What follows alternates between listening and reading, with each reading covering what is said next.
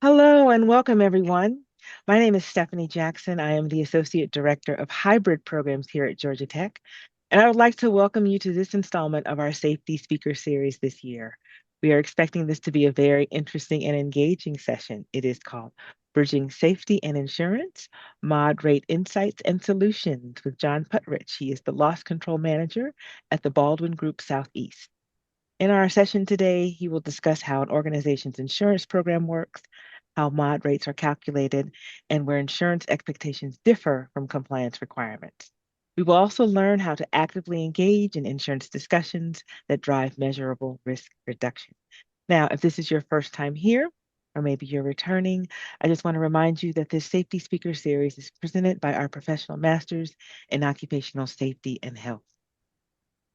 Now, I would like to introduce Dr. Babak Ashuri. He is the Executive Director of the Professional Masters in Occupational Safety and Health, and he's going to let you know a little bit about our program and then introduce you to our speaker for today. Dr. Ashuri. Thank you. Thank you, Stephanie. Good afternoon or good morning, wherever you are. Thanks for joining us. I'm Babak Ashuri. I'm Executive Director for our program in Professional Masters, Occupational Safety and Health. And I'd like to tell you a little bit about the program. Uh, this is a multidisciplinary program, almost online. We call it hybrid, but almost 95% of the whole program is offered through a synchronous approach. All classes, 10 courses in total, pre-recorded. You can watch the lecture at your own convenience. This is a program that helps you elevate your status in the occupational safety and health industry. The students of the program, some of them coming with many years of experience in industry, some of them are recently sort of transitioning into the occupational safety and health. So the ones that are with many years of experience, they use the program, which is a leadership program to advance in their career. A lot of them going from a regional manager to regional director for their companies. And even throughout the program, they would find very exciting and interesting opportunities. And I would say that, as I said, two-year program, you take one course at a time. Each class takes you 7 weeks, a week in between, and then you move to the following class. We understand that most of the students, almost all of them, I have to say, having a full workload at their workplace. Many of them are in the occupational safety and health or have significant involvement in the safety program. The program helps them to become safety leader. Not only learn from the technical skill sets, like knowing about ergonomics, knowing about industrial hygiene, or knowing about hazmat management, they also learn about leadership, personal leadership, as well as change management in their organization. How you take the leadership and change the organization, bring that more into the safer organization for everybody who works in that organization. They also learn about risk management, which, by the way, today we're going to talk more about that as part of this presentation. Our guest speaker would be talking more about the risk management, insurance aspects of that, risk mitigation strategies, and really making a business case for safety program. Throughout the program, you're going to learn how to make business case, return on investment analysis, cost benefit analysis, and all of the financial metrics to justify investment in safety. Safety works, safety pays off, and these are the things that you would learn from the program. Upon your conclusion of the program is certified by Board of Certified Safety Professionals. You would earn your GSP designation, which is your Graduate Safety Practitioner.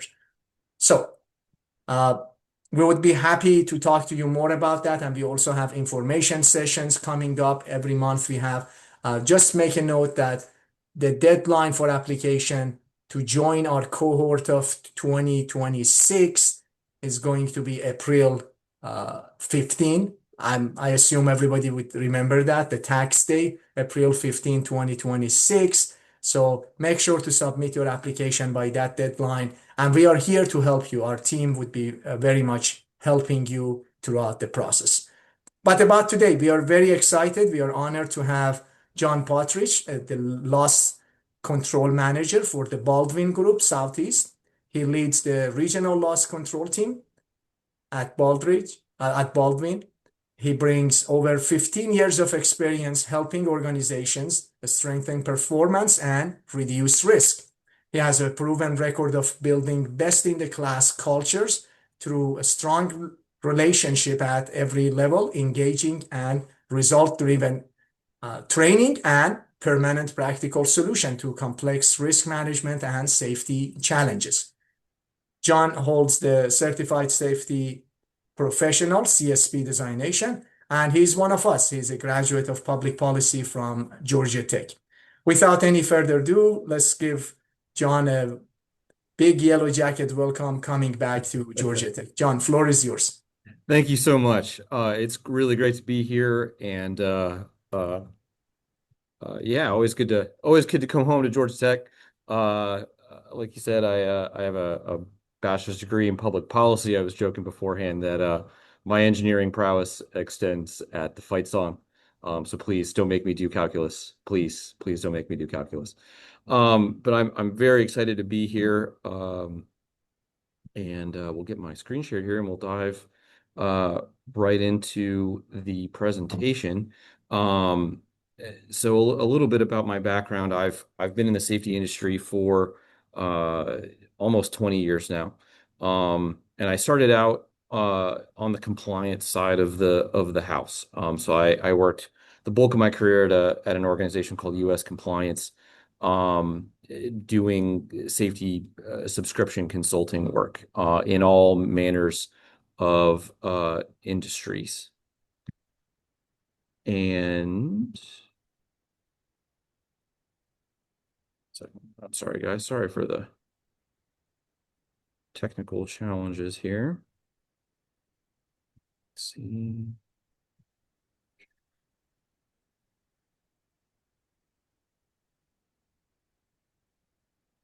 Okay, is that quick check on the tech side? Is that coming up Yeah, right, we guys? can see that very well. Yes.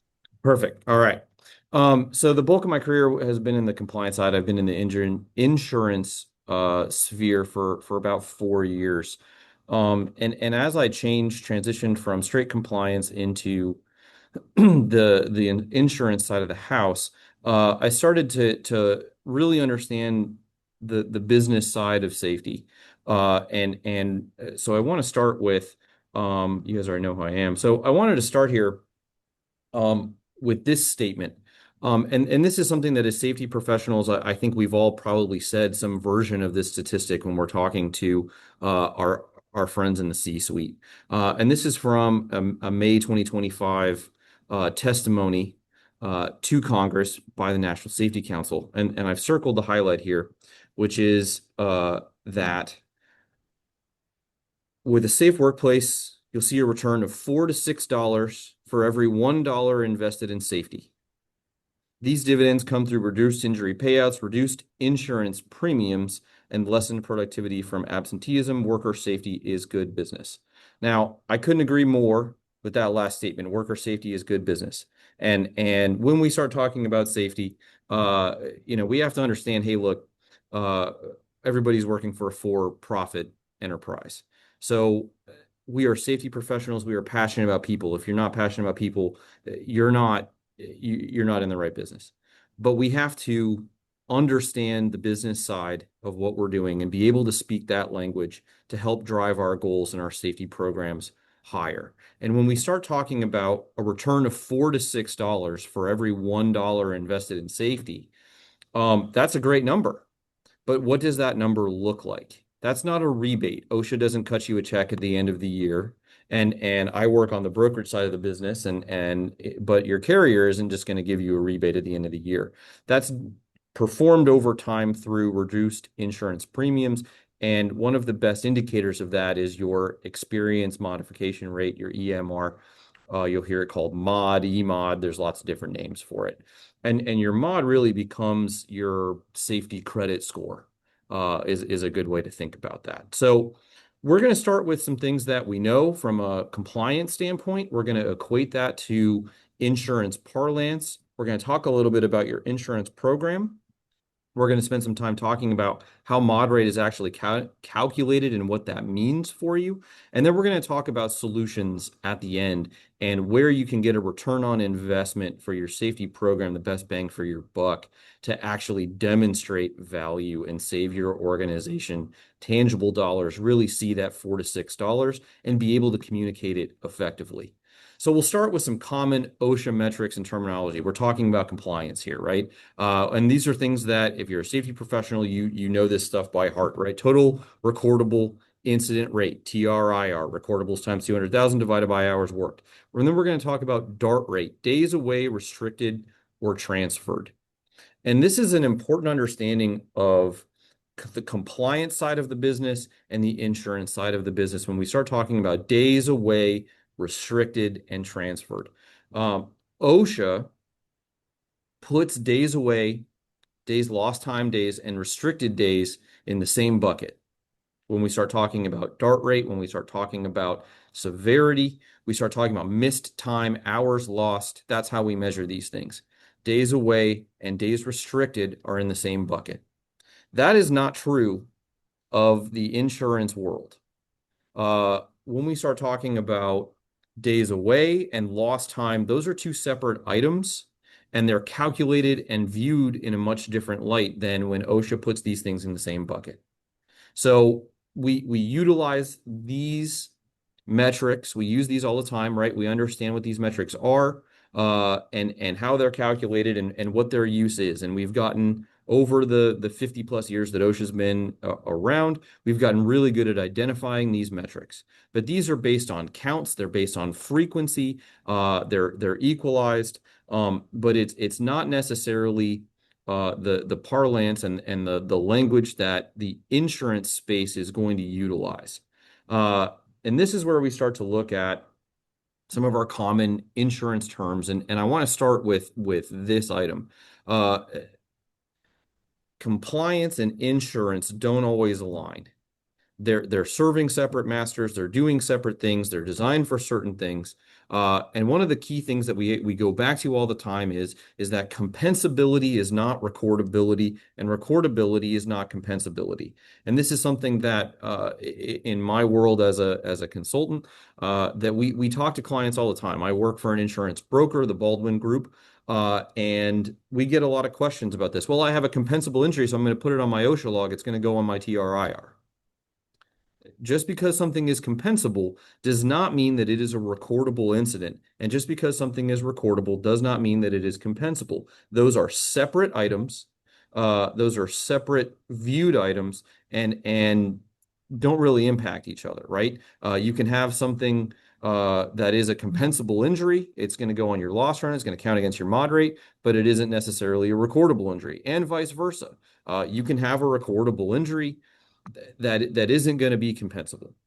So when we start to talk about the insurance side of the insurance language, we start with what is a compensable injury. Harm from a workers' compensation perspective, harm that occurs as a result of employee's job, specifically that arises out of and in the course of employment. They got hurt at work. Their workers' compensation policy needs to cover that and cover those costs.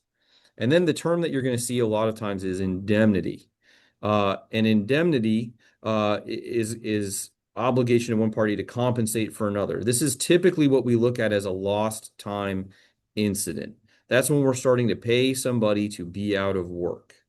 And this is where that line of demarcation on restricted duty becomes really important. When you look at your insurance information, you're going to see indemnity claims and medical only claims, not lost time, restricted duty, other recordable cases.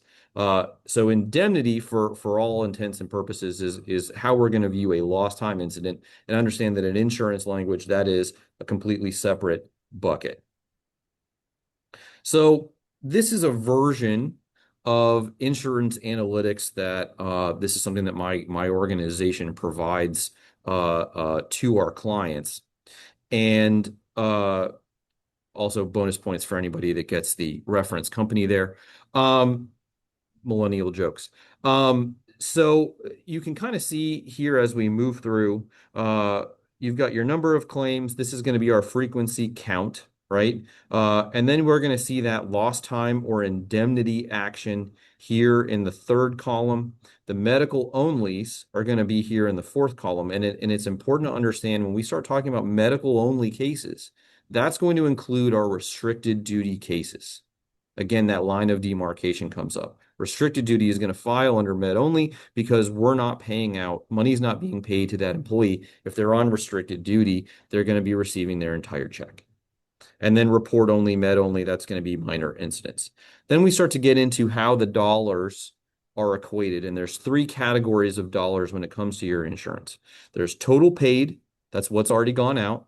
There's total reserves, and then there's total incurred. Reserves is what we expect the claim to ultimately cost, what's remaining. So when I first started in this industry, I would look at this paid number. That's what went out, right? We've already spent those dollars, total paid. That makes sense. We're going to use that as our benchmark. What we really want to be looking at is incurred, which is what we've paid out, our total paid, and our total reserves. What the claim is ultimately expected to end up costing when it's all said and done. So you can have a claim where you've paid out some money, but the reserves are super high, right? Well, we've paid out $10,000 so far in initial bills and doctor visits, but this is going to ultimately end up requiring surgery, and we're going to have a $250,000 reserve on this claim. So we can count on this being our total together is going to be a $260,000 claim. In this case, 24,000 paid out, 8,800 remaining in reserve. This is a $33,000 account. So we've got to understand that this incurred number is what your insurance carriers are actually utilizing when it comes time to calculate premium. So this reserve number becomes very important, and limiting or including your restricted duty is gonna keep that number down. Some of the other items here on this sheet, earned premium is what we pay out over the course of the year from a premium. Non-zero claims per $1 million of accumulated payroll is a mechanism of understanding frequency, kind of like multiplying times 200,000 when we calculate TRI or our DART rate. Same thing here, losses per $100 of accumulated payroll is going to give us a severity item when it comes to standardizing across different sizes and different industries. Severity in insurance parlance is going to be dollars, not lost time days. And then we get into carrier loss ratio. This is how we're going to calculate what is the carrier's ultimate inclusion, and the carrier's job is to make money. And so this is how they determine if you are a profitable client to them or a not profitable client to them. And we look at around 45% as being a key indicator that's going to cover their costs, their overhead, their items. And so we start to calculate this carrier loss ratio as far as loss over premium to make sure that we are providing value to the insurance carrier, that they're viewing this as an account that is going to be profitable for them. When we get into these red numbers and we're looking at it as a loss, that's where we can run into issues where the carrier is going to say, hey, look, this isn't a profitable enterprise for us, and you're going to have to seek your insurance solutions elsewhere. The last number over here, NCCI mod rate, modification rate, and we're going to talk about how that multiplier applies to your premium.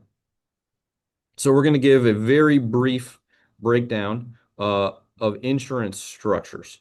So the first thing that's important to understand is there's different types of insurance structures. The first item is a guaranteed cost program. That's where you're going to pay a fixed annual premium through the policy period, and the carrier is going to bear the claim cost. You know your cost up front.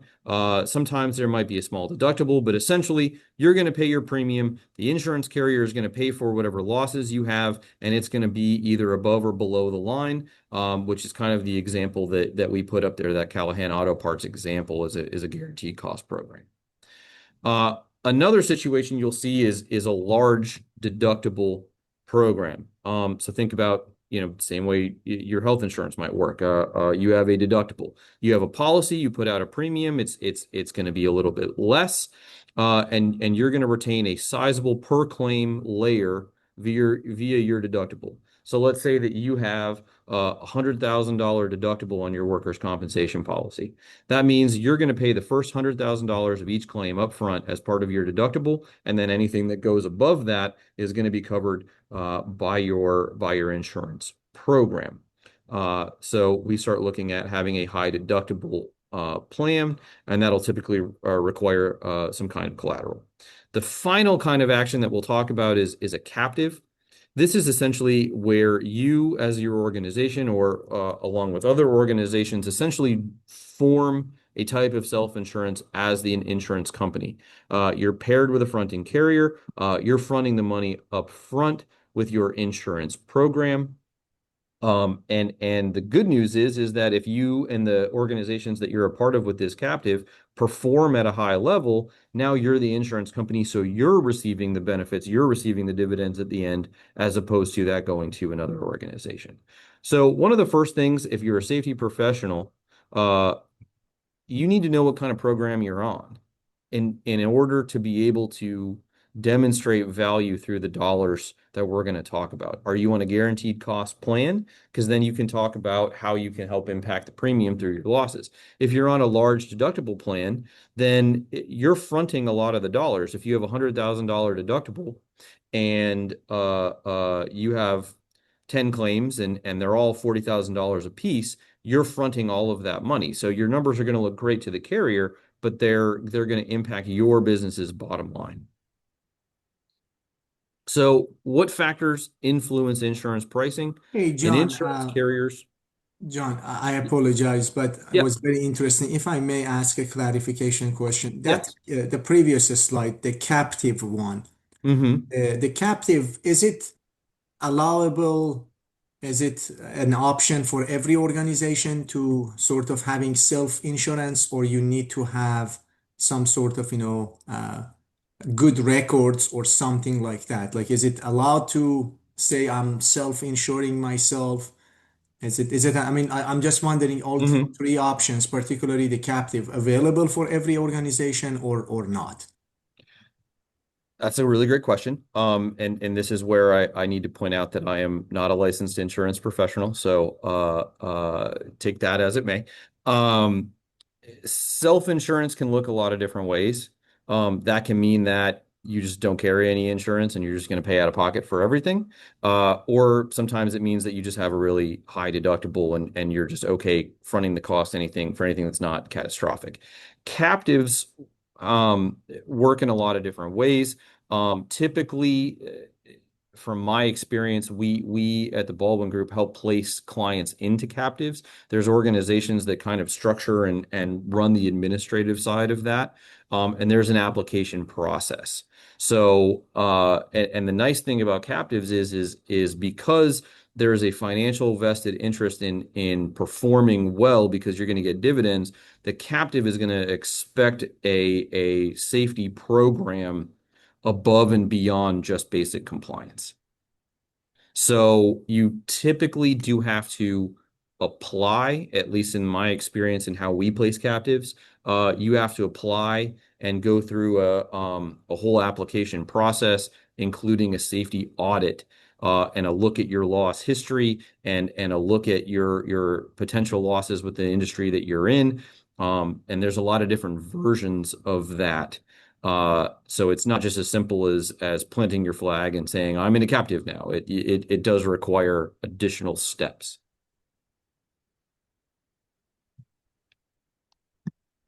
All right. Um, so like I mentioned, the insurance carrier's primary goal is to be a profitable organization, just like the organization that you work for is designed to be a profitable organization. Carriers are going to calculate their expected losses over time. along with their expected expenses. So underwriting, claims management, overhead, and everything's going to be calculated into that in order to make a profit. And like I said, we typically see, around 40% of a carrier loss ratio when we start talking about breaking even or making dollars. So your premium becomes a part of that. And how does the carrier determine that? They look at the first 5 to 10 years of your loss history. They look at large detail losses. They look at your frequency and severity patterns. Is it going up? Is it going down? Is it kind of all over the place? And then they look at the safety culture. They look at the controls. They look at the things that you're doing. Our sales team, we say all the time, their job is to be a storyteller. They're to take your information and explain to a carrier partner why your organization is a good investment for that carrier. Here's why we're not going to have losses and why everybody's going to end up on the right side of this deal. Here's your loss history. And maybe you have a couple of large losses in there, but we can speak to changes that we've made, programs that we've put in place, or things that we have, whether that is building a safety culture, adopting a HOP model, doing different walks, audits, hiring in safety professionals, building a different training suite on the auto side. If you're involved with the auto side of your business, we've installed fleet telematics, we've installed cameras for our drivers. So we have things that we are doing that are going to drive down losses or continue to keep our losses low. And they're also going to look at how claims are handled and the resolution when there have been incidents and claims. So those are the things that the carrier is going to be looking at. So we come back here to our analytics again, and the primary dollar number that they're going to be looking at again becomes this incurred number. That becomes this incurred number. So it's paid plus reserves, what we expect. And one of the things that we can do on the claims management side is to start to address those reserves. And you should be able to get this kind of data from your carrier or from your broker and start to utilize this data, looking and understanding the dollars associated with the losses, getting beyond just frequency, beyond TRIR, beyond DART rate, and getting into the dollars and becoming fluent in what those dollars look like. So we start to look at how can we manage those reserves. And some of that becomes incumbent on understanding how different carriers operate and what is the actual expectation. And this is something that we need to start looking at 6 months out. Carriers are going to start looking at calculating your mod rate, calculating your reserves, calculating your premium for the upcoming year 6 months into the future, 6 months before you renew. So we've got to make sure that we're addressing these things. If we have an employee that had an incident and we pull up their data and we can see, well, man, you guys have a $50,000 reserve on this slip, trip, and fall, and he isn't going to need surgery. He hasn't missed any time. He's got one more doctor's visit. Everything's trending well. That $50,000 counts in this incurred dollar amount, and that can jack up your renewal price. So we want to make sure that we're paying attention to how those dollars are treated and advocate for our organization. And a lot of that ties into what we're going to talk about here, which is experience modification rate, EMR, or mod rate. So what is your EMR? It is a ratio of your actual losses to expected over a 3-year period. And that becomes an important key part of this, is that this is looked at over a period of time. It becomes actually very simple. The end number becomes simple to understand. It's used as a multiplier for your premium calculation, where 1 is neutral based across your industry code. So we're comparing industries to industries, right? We're not comparing restaurants to general contractors or manufacturers to golf courses. It's looked at your losses versus the expected losses for your industry and treated as a ratio. And like I said, it kind of becomes your safety credit score. If you have a mod rate greater than 1, you are a debit mod, and that means that you are paying extra. If you have an EMR less than 1, you are in a credit mod situation, and that means that you are actually getting a discount. So if you have a mod rate that's 1.2, you're paying 20% extra than you should on your premium every year because of your losses. If you are at a 0.8 mod, you are getting a 20% discount on your premium based on your loss history. And this also becomes really important if you're in the construction field, because this becomes one of the things that general contractors are going to look at. And a lot of times one becomes the cutoff. So if you have a mod rate over one, it's going to limit your company's ability in the construction space, especially to get new work. Factors, like I said, it factors in your actual losses versus your expected losses. And the organization that puts all this together is NCCI. And I won't deep dive too much into that. That's really into the weeds. But 37 states use NCCI. 9 states use their own independent state, which is very similar, and those numbers really aren't very much different as far as how it's calculated. So EMR is affected by both your frequency and your I'm sorry.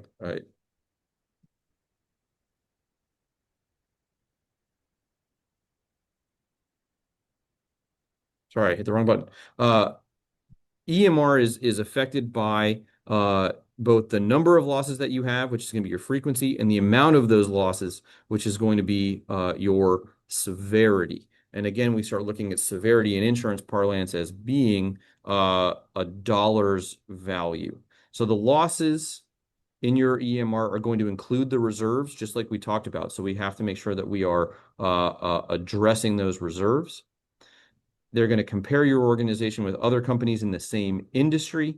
And this is, again, where we talked about restricted duty cases tie into our medical only claims, not indemnity. So indemnity pays out, they're looking at 70% of that number for indemnity claims, but that number is much, much lower for our medical only cases. So this is where we start looking at, again, OSHA's putting lost time and restricted duty in the same bucket, and your insurance program is putting restricted duty cases in that medical only bucket. So it becomes an area where you can have an impact on your EMR and your overall dollars just by having a program or keeping somebody at work from a restricted duty case.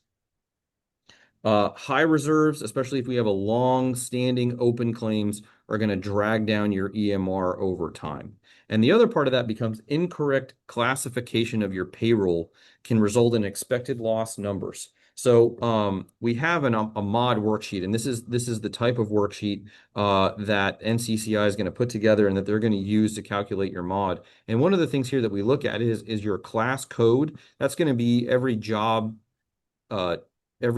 classification has a different code, and with that comes expected loss numbers. So if this information isn't submitted correctly, that can also impact your mod rate because we don't have this right. So having quality job descriptions and making sure that we are classifying employees in the right role becomes very, very important. If you have an employee, let's say you're a general contractor and you have an employee that does an administrative function on the job site, but they're not going out into the work environment beyond showing up to work and leaving. If you have them classified in more of a laborer class code, they're going to have they're going to have a higher expected loss rate, and therefore you can artificially inflate your mod rate by doing that. Mod rate is calculated using a 3-year period, and it's important to understand which years we're using. So for 2025 policy year, right, we are not counting 2024. We're looking at the last 3 full years. Remember, I said they start building this dollar amount 6 months before your renewal. That means that we have an incomplete year as part of the calculus. So we throw that incomplete year out and we just look at the 3 previous fully completed years. That means that there is a lag in how your mod rate is going to respond to your safety performance. So here, our 2025 mod is not going to include 2024. It's going to include 23, 22, and 21. So when we look at our analytics again, right, This is the most recent year that we had. So let's put ourselves in the shoes of a safety professional for a second. This is our history here, right? They had a huge year, 60 losses. They got rid of their old safety person, they bring you in, right? Now, we're all safety people here. If I offered you a 50% reduction in incidents year over year, I'm going to bet a lot of you would be willing to take that bet. I'm betting a lot of you would be willing to take that. So what does that mean, right? You have a 50% reduction year over year in what you're doing, and you're saying, man, this is great. You go to your bosses and you say, hey, look, I'm awesome. I just cut our losses in half. I'm going to save you so much money on your insurance. I did so great. I need more resources. I need another person. We need lift tables. We're going to take these numbers out for a spin and we're going to get some stuff done. The next week, your bosses, your CFO goes to their renewal meeting, and what are they going to tell them? Well, your mod rate's going up. We're going to pay more in insurance premium instead of less than insurance premium. Why? Because this great year that you just put together isn't counting for your mod rate. And we're dropping off this 38 claim good year, right? Just for intents and purposes, we're going to say we're dropping off a green year. And what are we tacking on? We're tacking on that 60. We're tacking on this big red year. So we went from having green, red, green and managing our mod pretty well to having red, green, red. And now all of a sudden our mod rate's going to jump up.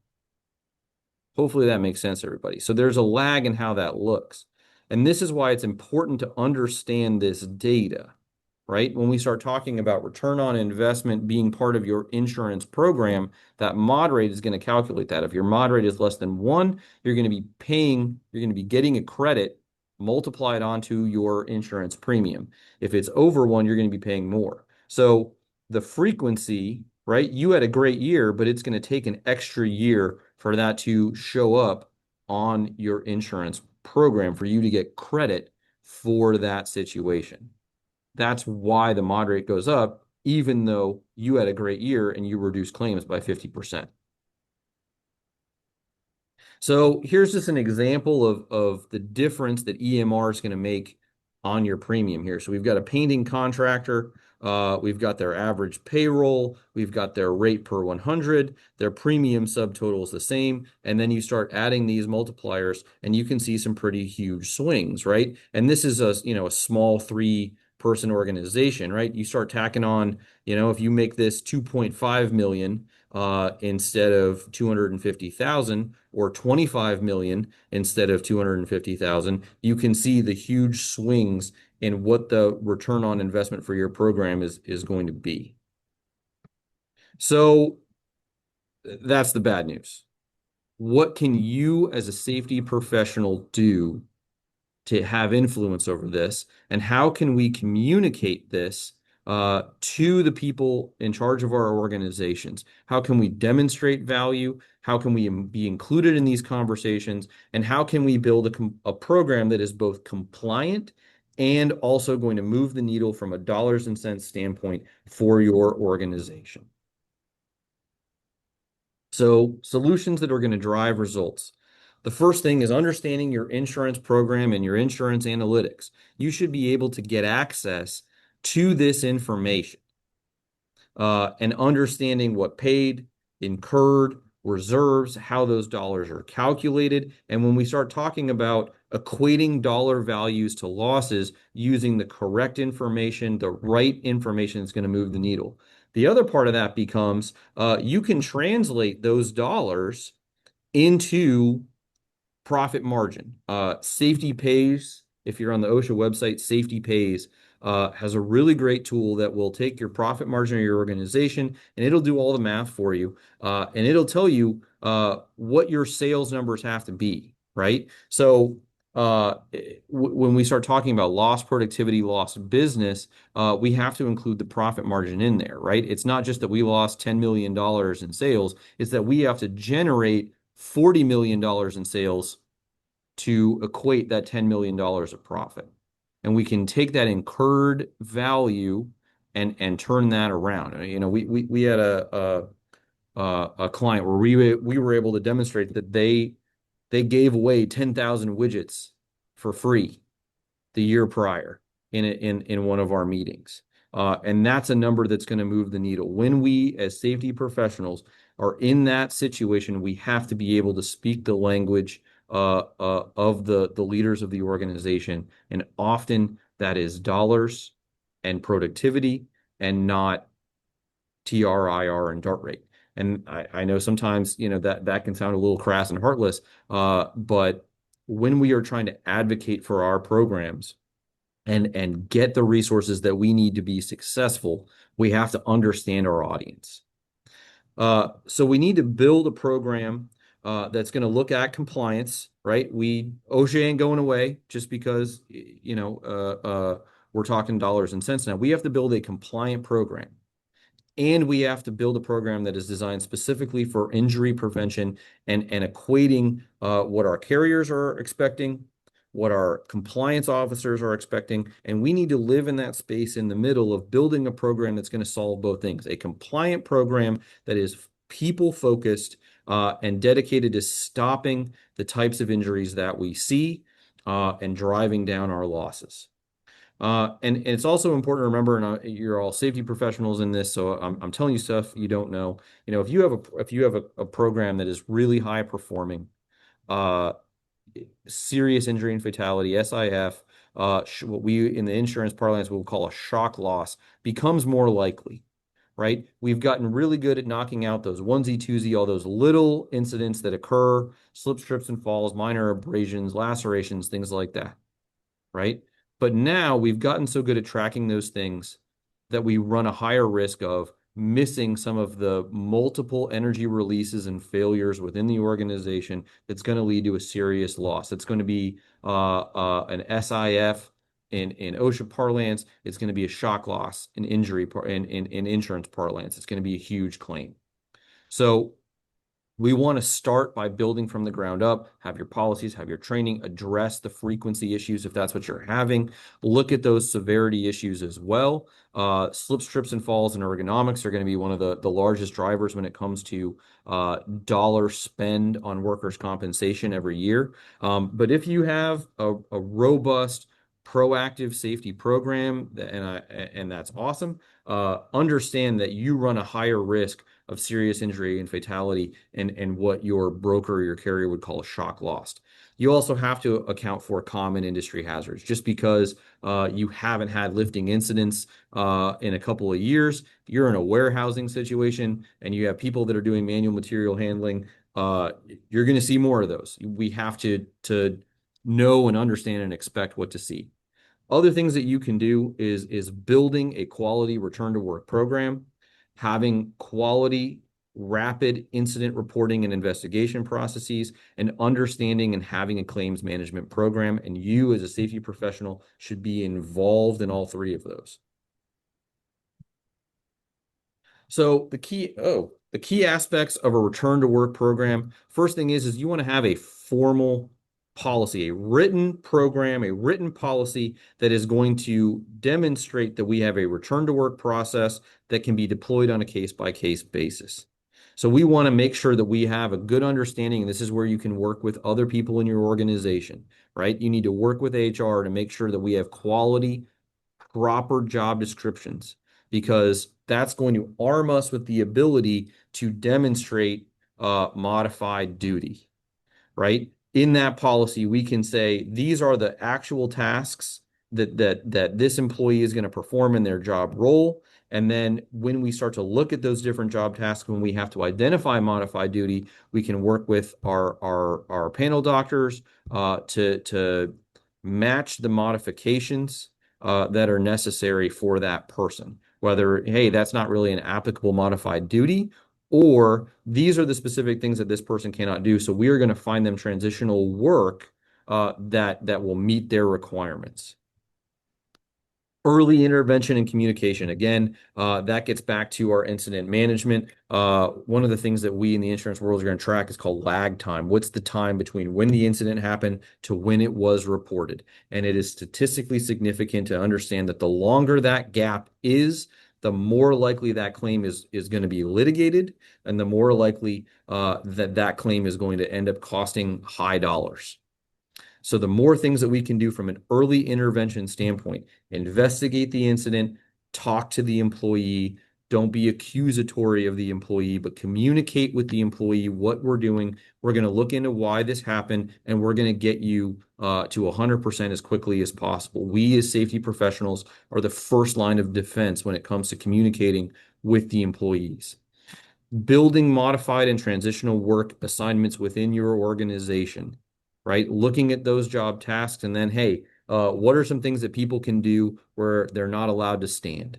What are some people can do? What are some things that people can do within our organization where maybe they only have the use of one hand, or they can, all kinds of modified duties. Thinking through some of those work tasks and understanding from an employee standpoint and from an insurance standpoint, that person, maybe they're a floor employee and you've got them in doing data entry because they need to be in a seated position. That is better for them from a paycheck perspective and better for you as an organizational standpoint than having them be out of work because we think that it's not something they'd want to do, or it's not that important, or it's not worth it.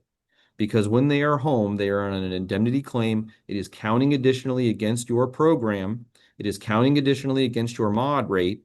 And that employee is sitting on the couch and they are watching advertisements from that little family-owned law firm in Orlando, Morgan & Morgan, or something like that, that is going to tell them, hey, you're not being treated fairly. We're going to get you dollars.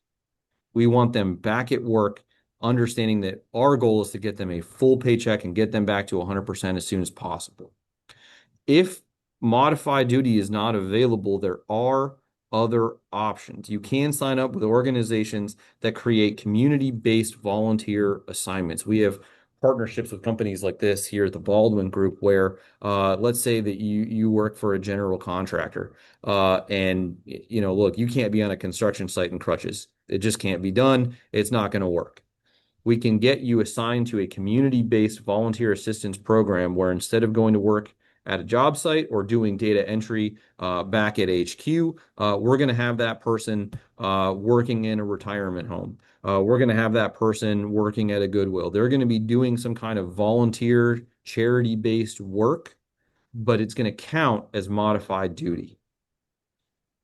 That's going to help your program. It's going to help your employee. And anecdotally, once that employee is at the retirement home,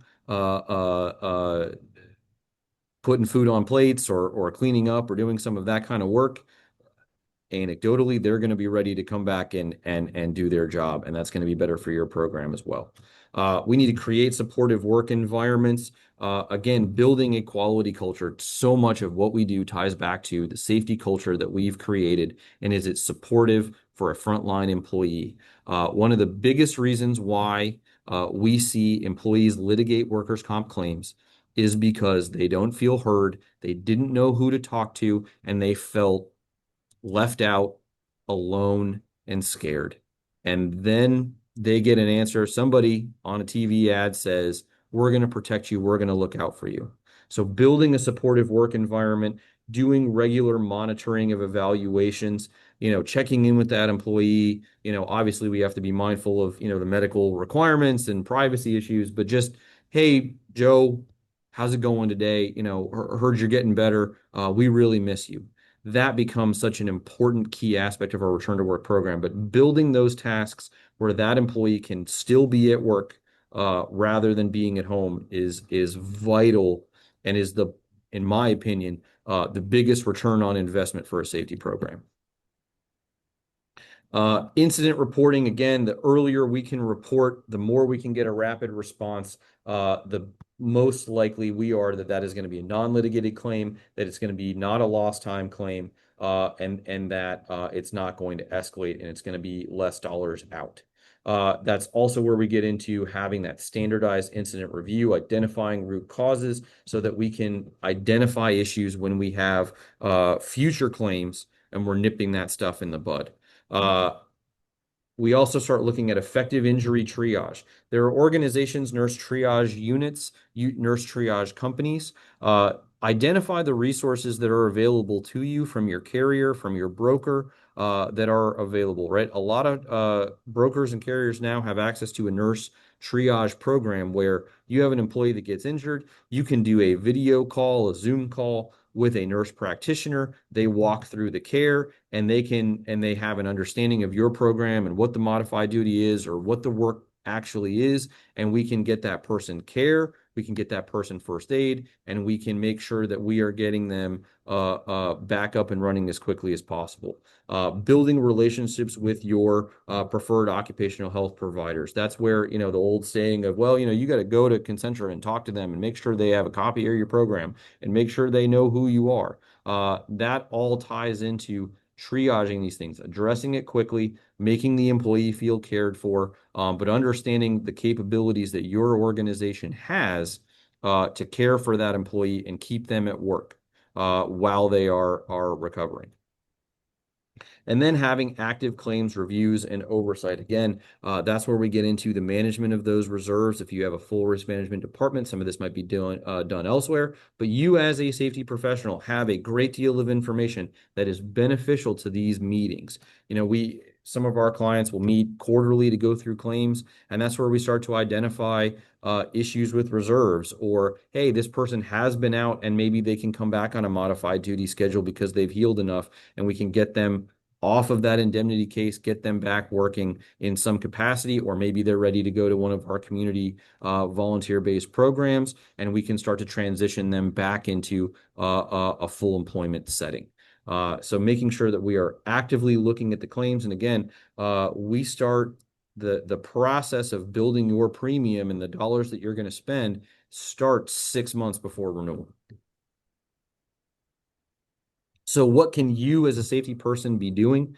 First thing is you got to know your numbers. Understand your OSHA related metrics from a frequency standpoint, TRIR, DART rate, severity rate when it comes to OSHA. Look, that stuff ain't going anywhere. So we've got to make sure that we're well aware of our metrics, but we've also got to understand some of the other metrics that can be utilized, especially when it comes to dollars. If you're the one to advocate for your safety program and demonstrate the value of your safety program. You can get copies of your loss runs and make sure you understand the cost of your claims and understand what's driving both your frequency and your severity. Is there a persistent pattern of ergonomic incidents or slips, trips, and falls? Is there a persistent frequency of lacerations, and what are we doing about that? And even if we have a history of losses, because we do look back, 5 years, we can still start to demonstrate changes that are going on and saying, hey, look, we identified this issue, and now here are the things that we've done in the last year to address this frequency issue, and you give yourself a fighting chance to go in and argue on why your program is different. Build a program that is going to address compliance and insurance. Make sure you have an understanding of that, what your dollars are going to be, and implement the tools to lower frequency, severity, and also either to drive down your mod rate or to protect a low mod rate. You as a safety person are a valuable voice in the insurance process. You have a great deal of impact on it, and you can utilize this information to demonstrate how safety can impact your business in a positive manner. So when we say we're going to get for every dollar we put into our program, we're going to get $4 to $6 back. Safety is good business.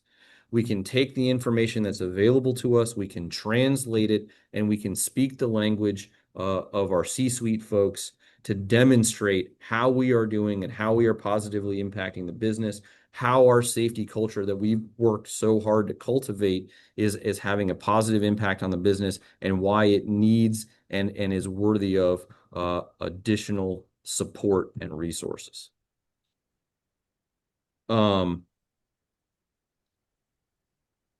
I'd be happy to answer any questions you guys have in the chat. I really appreciate the time. I hope we hope you found some of this valuable. safety professionals wear a lot of hats.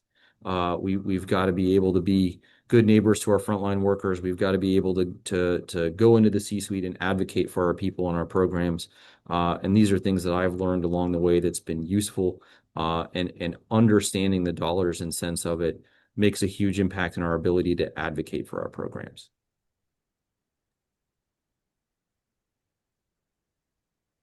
So we do have a few minutes left. If you have any questions, please feel free to enter those into the chat and we'll have him answer those questions live.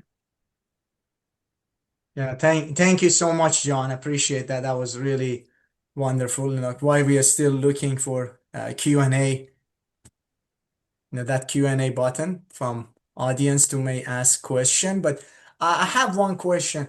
This sort of, average 3 previous years for modification rate determination. And when you are in on halfway through an uncompleted year, you cannot do anything. I'm just wondering, is there an exception to this rule? Have you seen any exception? Like, for example, uh, the organization has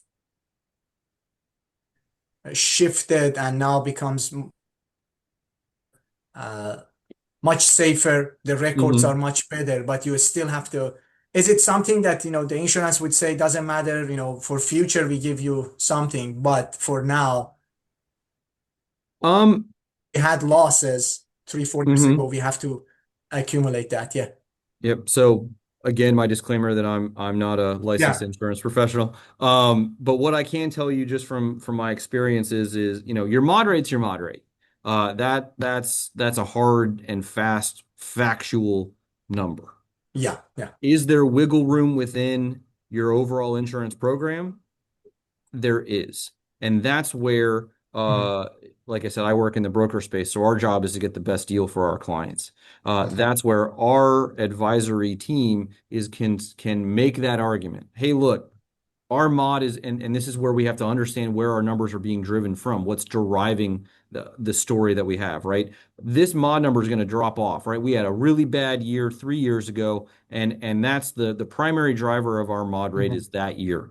Look at the next 2 years, see that the mod rate is coming down, right? Here's the things that we've done, and our folks are their jobs to be storytellers. Why are you a good investment? So Mhm. are there exceptions to that? Are there deals to be made? There are, and your broker should be advocating for you. Your risk management department should be advocating for you, and you Okay. can be part of that story. And Okay. so being able to quantify your program, being able to quantify your goals, your successes in a language that is going to extend beyond just safety, and equating it back to the business, equating it back to dollars and cents, equating it back to frequency and severity and the numbers that matter, and the numbers that are being looked at. Yes, there is wiggle room, how that all works. I wish Ryan was able to be here because he could explain it way better than I can. Yeah. But yes, there is wiggle room, and you as a safety professional can be a big part of that. Wonderful. Wonderful. Thanks for, uh, I see a question, from a real life, I don't know whether you can see the Q&A. Ismaini asked the question from real life experience. Who is to foster the safety culture within organization? Had a struggle making people more engaged. For a simple example, during the safety meeting, not so many people, people shy, or you cannot even highlight an observation. So from real life experience of who's responsible for fostering safety, uh, the easy answer is everybody, right? That's the Yeah, yeah. cliche answer, right? It's and this is where you as the safety person uh have to be able to interact with all the levels of your organization. To frontline employees and look, your frontline employee does not really give a whole lot of care about your total incurred dollars for over the last 3 years. And hey, guys, we knocked our mod rate down. That's not really something you're going to go in at a 5 a.m. shift huddle and say, we knocked our mod rate down. Look at us. We're great. they don't really, they're not going to care about that, right? From a frontline employee standpoint, what I talk to those employees about is fingers and toes. Why this matters to them. They have to understand the why behind it.